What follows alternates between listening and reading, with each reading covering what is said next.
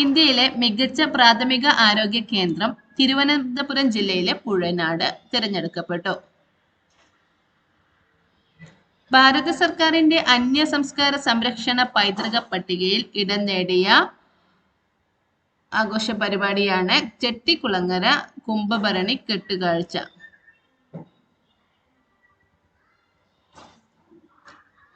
സ്വാതന്ത്ര്യ സമര സേനാനിയും കമ്മ്യൂണിസ്റ്റ് വിപ്ലവകാരിയുമായ പുതുപ്പള്ളി രാഘവൻ പുരസ്കാരം ലഭിച്ചത് മന്ത്രി ജി സുധാകരന്.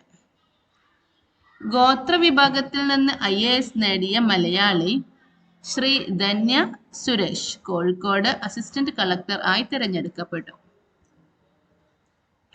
കുടുംബശ്രീ പ്രവർത്തകർക്കായി കേരള സർക്കാർ ആരംഭിച്ച വായ്പാ പദ്ധതിയാണ് സഹായ ഹസ്തം. കേരള ഹൈക്കോടതി രജിസ്ട്രാർ ജനറൽ ആയി സോഫി തോമസ് നിയമിതയായി. ആദ്യ വനിതയാണ് ഈ സ്ഥാനത്തെത്തുന്നത്.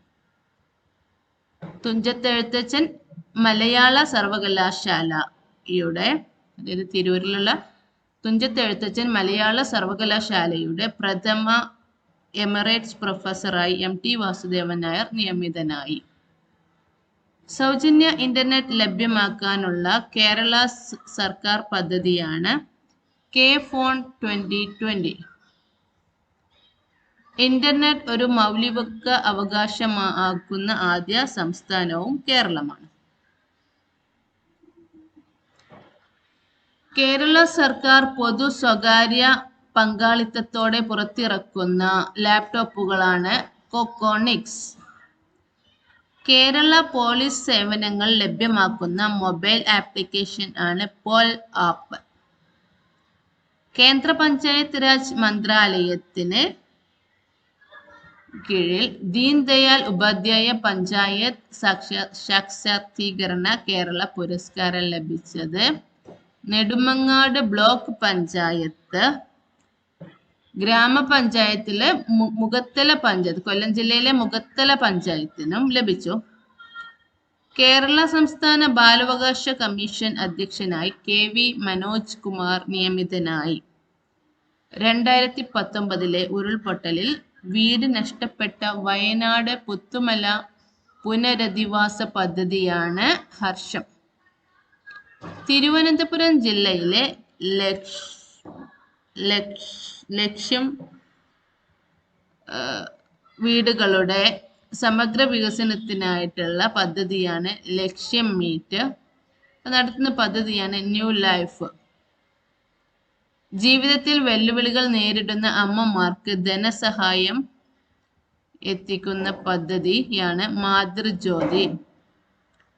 വിദ്യാർത്ഥികളുടെ പഠനത്തിനായി ലാപ്ടോപ്പ് നൽകുന്ന KSFEയുടെ പദ്ധതിയാണ് വിദ്യാശ്രീ.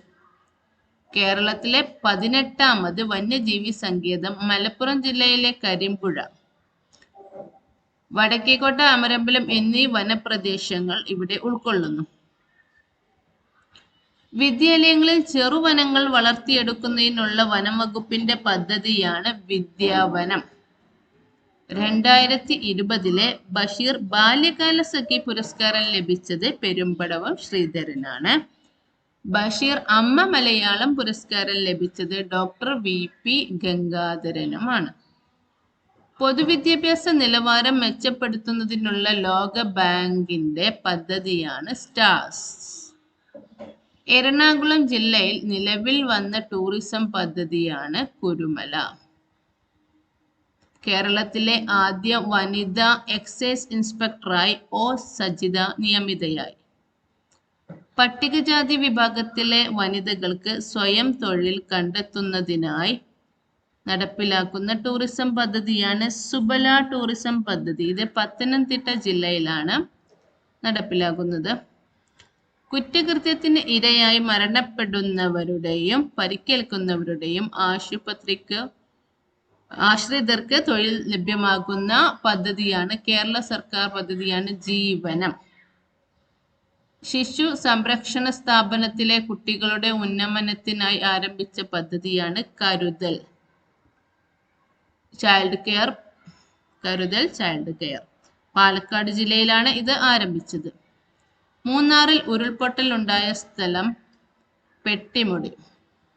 2019 മികച്ച പോലീസ് സ്റ്റേഷനുള്ള മുഖ്യമന്ത്രിയുടെ ട്രോഫി കരസ്ഥമാക്കിയ പോലീസ് സ്റ്റേഷനുകളാണ് തൃശൂർ ജില്ലയിലെ മണ്ണുത്തി പോലീസ് സ്റ്റേഷൻ, പത്തനംതിട്ടയിലെ പോലീസ് സ്റ്റേഷൻ.